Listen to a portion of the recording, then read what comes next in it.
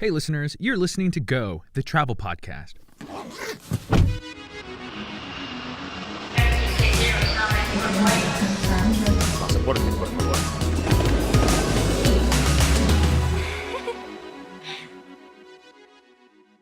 I'm Alex Swolinski, and this is the third episode in our Iceland podcast series.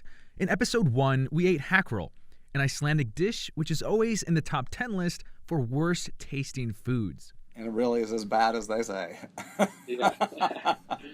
In episode 2, we explored an Icelandic turf house in West Iceland and met with a modern-day Viking who told us a little bit about Icelandic history. What the heck are we doing here? This is how we lived in the old days, guys. You sit in the middle there, and I sit in front of you and tell you stories. Today, we're starting part 1 of a 2-part episode on what's happening underground in Iceland. Their volcanoes, their geysers, their geothermal energy. But before we do that, check out our Instagram and Facebook pages to see some pictures of what we're about to dive into. To start this episode, we're going to head over to a lake in Iceland where the water can get really, really hot. It's around 100 degrees. Hey, my name is Victor Sveinsson, and we are here in Laugarvatn Fontana in Iceland. When Victor says 100 degrees, he means Celsius, which is the boiling point of water. In Fahrenheit, that's 212 degrees. Fontana is a spa that sits right on the shore of Lake Laugarvatn and is about an hour drive from Reykjavik. Fontana is known for 2 things. We have steam baths built on top of a hot spring, and we also use another hot spring for baking bread. Hot springs generate the heat for their geothermal baths. Another hot spring nearby has been used by Icelanders to cook food for many, many years. For about 200 or 300 years now. But they used to use wooden casks for the bread, but nowadays we use pots. I think other than that, it's changed very little.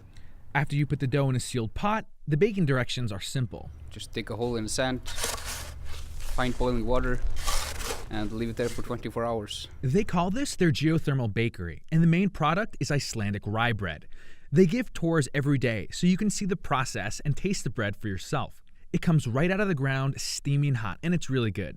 Victor can remember using this geothermal bakery since he was really young. So are you local to this area? Yeah, born and raised right here.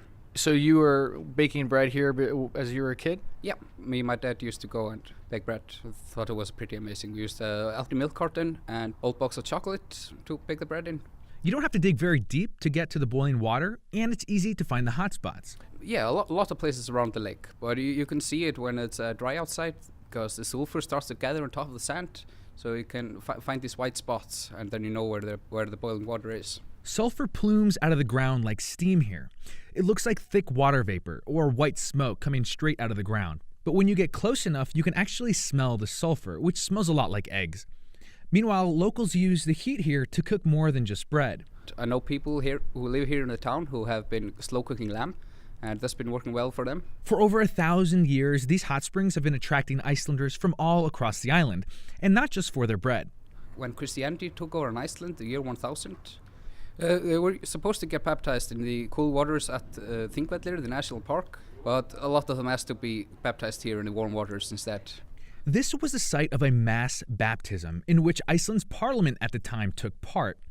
Here, the hot springs flow into Lake Laugarvatn, keeping it warm all year round, making this place a religious gathering point for centuries. The heat generated underground here warms the homes nearby as well. In fact, over 90% of homes in Iceland are heated with water warmed by geothermal heat.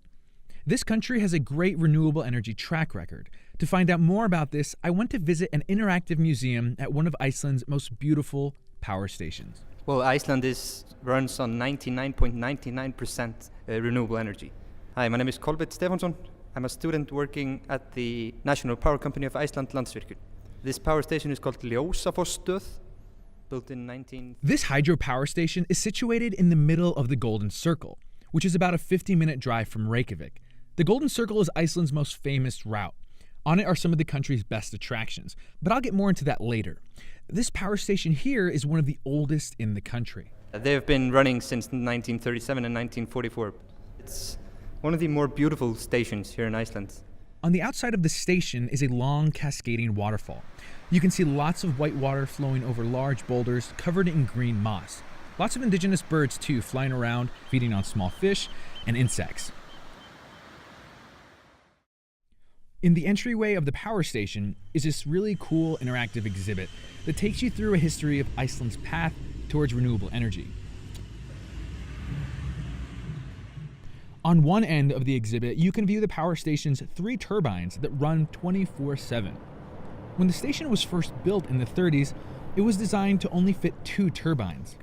Well, the third turbine was being transferred from the US to Europe in 1944, so during the Second World War. But it was dangerous to go to the mainland of Europe.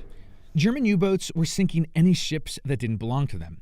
Traveling into Europe was a gamble, and the turbine was an expensive piece of equipment that nobody wanted to lose. The boat with the turbine stopped here in Iceland, and since they weren't going to move the turbine to Europe, we just took it and put it here at Ljósafosstöð. So now it's been used since 1944. So you can't return it. No, we cannot return it. It's ours now. The power station isn't giving away their turbine, but they are giving free admission to their museum, and you should definitely check it out.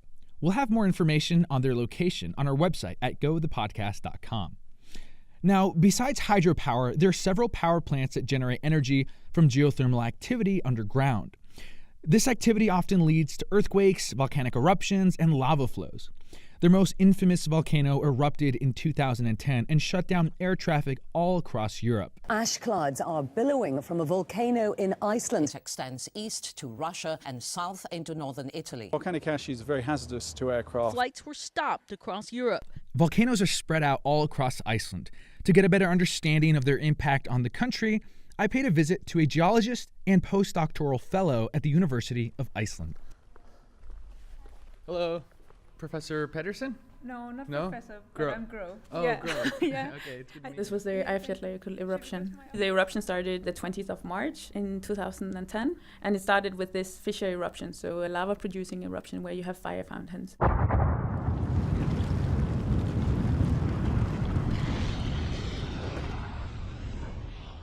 Fire fountains are bright orange jet streams of lava that shoot out of an erupting volcano. These fountains can blow lava up to a mile high. But what made the 2010 eruption so problematic were the tiny particles of ash that the volcano created. I was in Denmark, and I remember there was ash on my parents' car from that eruption. Besides these volcanoes' impact on Europe, you can see the effects they have on Iceland the moment you land at the airport. The landscape is very rocky and uneven there, and there are barely any trees growing because the soil layer is so thin. Iceland was created because of its location above 2 tectonic plates in the middle of the ocean. You have these 2 plates, and they are divided by the mid-Atlantic ridge. You have the American plate in the northwestern part of the country, and then you have the Eurasian plates. These 2 major plates make up the outer layer of the Earth's crust, and the ones beneath Iceland have created a major volcanic hotspot. The plates are moving away from each other. You know, one plate is moving 1 centimeter, the other plate with 1 centimeter in the other direction, so that is approximately the same as your nails are growing each year. They're not moving very fast, but in Iceland, you can see a clear boundary between the 2 plates. In some places, you can go across a walking bridge from one plate to another. In other places, rivers run in between the 2 boundaries.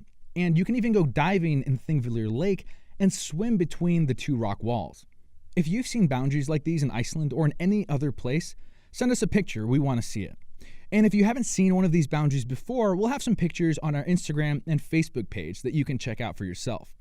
In our next episode, we'll talk to someone who went diving in Thingvellir Lake to see the underwater boundaries of these tectonic plates. We'll also visit a famous geyser, another creation of Iceland's hotspot.